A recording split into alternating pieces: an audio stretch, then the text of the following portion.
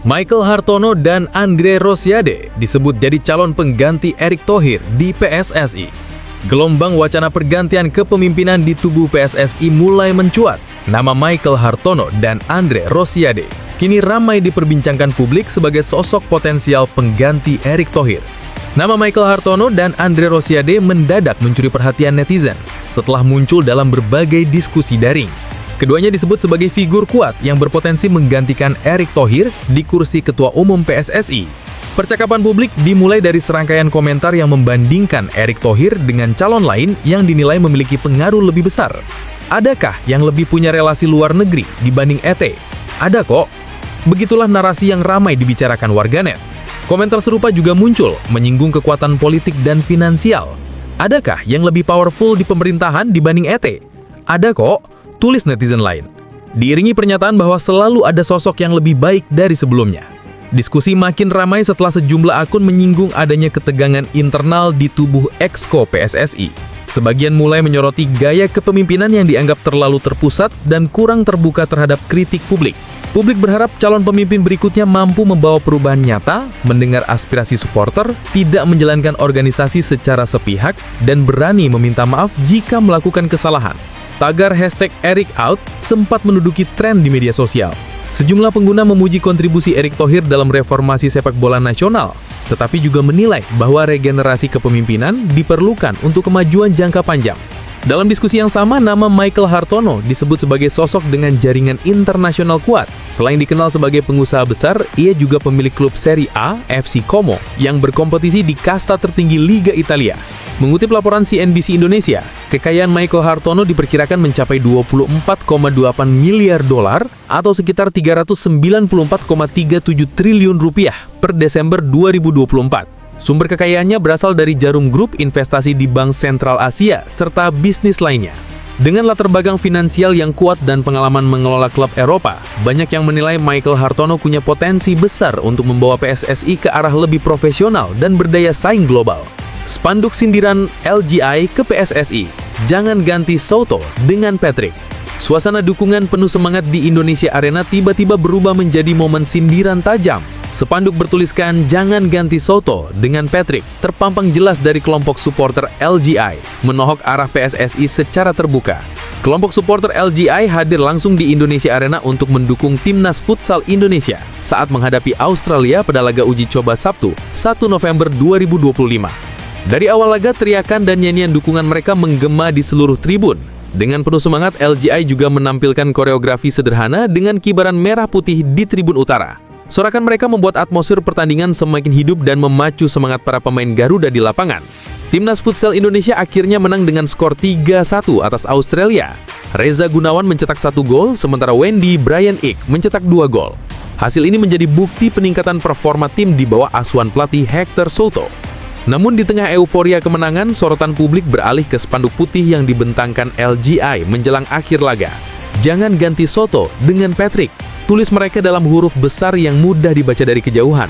Spanduk tersebut sontak mencuri perhatian penonton dan media, sebab tulisan itu dianggap sebagai sindiran halus terhadap PSSI yang sebelumnya menuai kritik setelah mengganti pelatih Timnas Indonesia, Sinteyong, dengan Patrick Kluivert. LGI melalui aksi simbolik itu seolah ingin mengirim pesan kepada federasi agar tidak mengulang keputusan serupa di level futsal. Mereka berharap Hector Soto tetap dipertahankan untuk melanjutkan proses pengembangan tim yang kini mulai menunjukkan progres positif. Pelatih asal Brazil itu kemudian menanggapi spanduk tersebut dengan santai. Untuk seorang striker jauh lebih baik untuk Patrick daripada saya, ucap Soto sambil tersenyum, lalu menolak berkomentar lebih jauh. Saya tidak punya komentar untuk itu. Bagaimana Anda bisa bicara tentang itu? Maaf, saya harus mengatakan ini, tapi ini bukan budaya. Oke, budaya sportif. Kita harus menghormati semua orang, bisa kalah, bisa menang, bisa berbohong, bisa tidak disukai. Tapi pada akhirnya, semua orang berusaha sebaik mungkin. Aksi LGI ini menegaskan suara supporter yang semakin berani bersuara. Mereka tak hanya hadir untuk mendukung, tetapi juga menyampaikan aspirasi agar keputusan PSSI berpihak pada kontinuitas dan stabilitas tim nasional. Juara Piala AFF dulu, baru bicara Piala Dunia, pesan tegas Atep. Legenda Persib Bandung Atep menyuarakan pesan tegas kepada Timnas Indonesia. Menurutnya ambisi menuju Piala Dunia sah-sah saja, tapi sebelum itu Garuda harus lebih dulu menaklukkan Asia Tenggara. Atep menilai Timnas Indonesia kini punya kualitas dan mental yang jauh lebih matang. Namun ia mengingatkan pentingnya memiliki pijakan yang realistis sebelum melangkah ke level dunia. Kualitas tim kita sudah teruji, tetapi yang paling penting sekarang kita minimal targetkan dulu juara Piala AFF untuk menobati kekecewaan. Ujarnya di Jakarta, Rabu, 29 Oktober 2025. Menurut Atep, gelar juara di Piala AFF menjadi simbol kebangkitan timnas Indonesia setelah kegagalan menembus Piala Dunia 2026. Trofi itu diyakini bisa membangkitkan kembali kepercayaan diri pemain dan supporter. Sejak dahulu, Indonesia belum pernah juara Piala AFF. Jadi ya, untuk mengobati luka juga, ini usai gagal ke Piala Dunia 2026. Lanjutnya, dengan nada penuh harapan. Atep menekankan bahwa langkah menuju level tertinggi sepak bola dunia harus dimulai dari fondasi yang kuat di kawasan Asia Tenggara. Ia menilai dengan skuad yang dimiliki sekarang, timnas Indonesia seharusnya bisa menuntaskan dahaga gelar. Setelah juara Piala AFF, baru kita bicara juara Piala Asia, seperti itu. Dan dengan kualitas pemain yang dimiliki timnas Indonesia, menurut saya mereka mampu melakukannya. Piala AFF sendiri sudah digelar sebanyak 15 kali sejak pertama kali pada 1996. Sayangnya, dalam seluruh edisi itu Indonesia belum sekalipun meraih trofi juara. Catatan terbaik hanya sampai di final, 6 kali menjadi runner-up. Thailand menjadi tim tersukses dengan 7 gelar juara, disusul Singapura 4 kali dan Vietnam 3 kali. Sementara Indonesia masih menunggu momen sejarah untuk mengangkat trofi pertamanya. Bagi Atep, inilah waktu yang tepat bagi timnas Indonesia untuk menuntaskan penantian panjang itu. Juara Piala AFF bukan hanya soal gengsi, tapi juga batu loncatan menuju level Asia dan dunia. Pesan Atep sederhana, mulailah dari rumah sendiri sebelum menaklukkan dunia.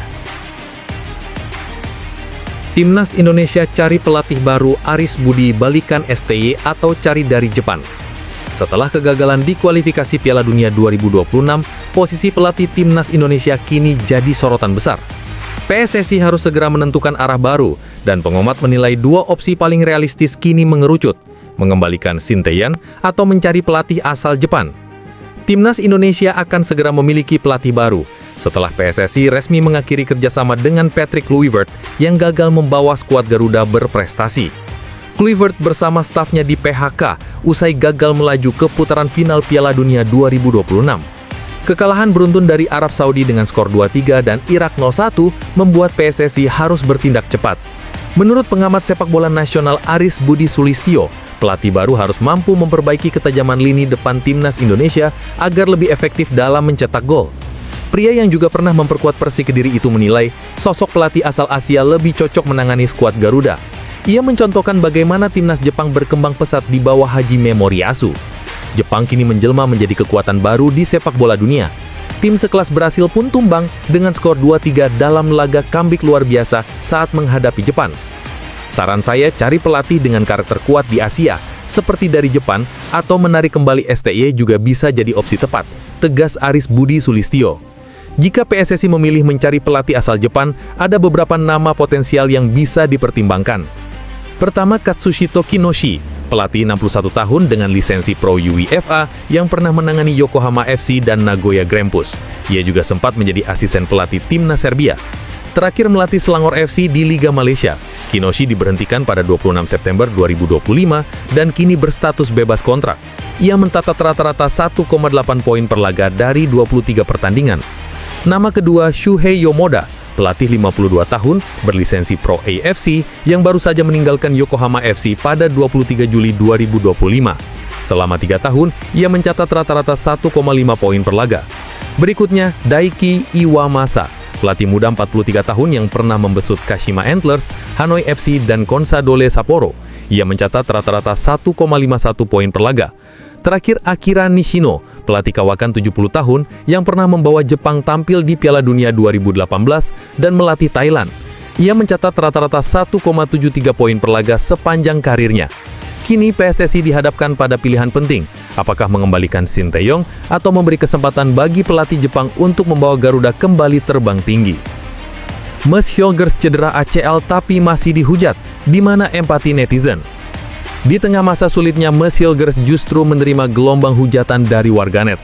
Cedera parah yang seharusnya menjadi momen empati malah dijadikan bahan cemoohan. Di mana hati nurani publik sepak bola?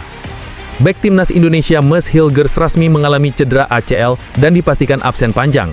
Kabar duka ini diumumkan langsung oleh FC20 pada Sabtu 1 November 2025 waktu Indonesia. Cedera itu terjadi saat sesi latihan rutin pekan ini. Mes Hilgers mengalami cedera lutut saat berlatih, tulis Twente dalam laman resminya. Pemeriksaan medis menunjukkan adanya kerusakan pada ligamentum cruciatum. Pemeriksaan telah menunjukkan adanya cedera ligamen cruciatum. Kami mendoakan Mes agar selalu kuat dalam masa pemulihannya, tulis pernyataan klub. Cedera ini membuat Hilgers harus menjalani masa pemulihan panjang. Meski begitu, Twente belum memberikan kepastian berapa lama waktu yang dibutuhkan sang bek untuk pulih. Situasi ini kian berat bagi Mes yang sejauh musim 2025-2026 belum sekalipun tampil di laga resmi. Sebelum cedera, hubungan Mes dengan klub juga dikabarkan sedang renggang. Proses negosiasi kontrak baru berjalan alot sejak awal musim dan belum menemui titik temu. Kontraknya sendiri masih berlaku hingga 30 Juni 2026. Direktur Teknik FC Twente, Jan Struwer, bahkan sempat mengungkapkan rasa kekecewaannya terhadap situasi ini. Ia menyebut klub sudah menunggu tanggapan pemain, namun belum ada respon dari pihak Hilgers. Kami sudah menunggu tanggapan, tapi jika pemain tidak ingin memperpanjang kontrak, kami tidak bisa memaksanya, ujar Struwer. Pernyataan itu mempertegas bahwa komunikasi antara kedua pihak mulai menegang. Akibat belum ada kesepakatan, klub memilih untuk tidak menurunkannya di pertandingan resmi. Keputusan ini memicu kontroversi dan menuai kritik dari berbagai pihak, termasuk Asosiasi Pemain Sepak Bola Profesional Belanda, VVCS. VVCS menilai kebijakan seperti itu bisa merugikan pemain secara profesional dan mental. Kini, dengan cedera lutut yang serius, masa depan Mes Hilgers di FC Twente semakin tidak menentu. Ironisnya, alih-alih simpati, sebagian warganet justru melontarkan hujatan terhadap pemain berusia 24 tahun itu. Padahal, di balik cedera berat dan ketidakpastian karirnya, Mes sedang berjuang untuk bangkit, bukan mencari belas kasihan.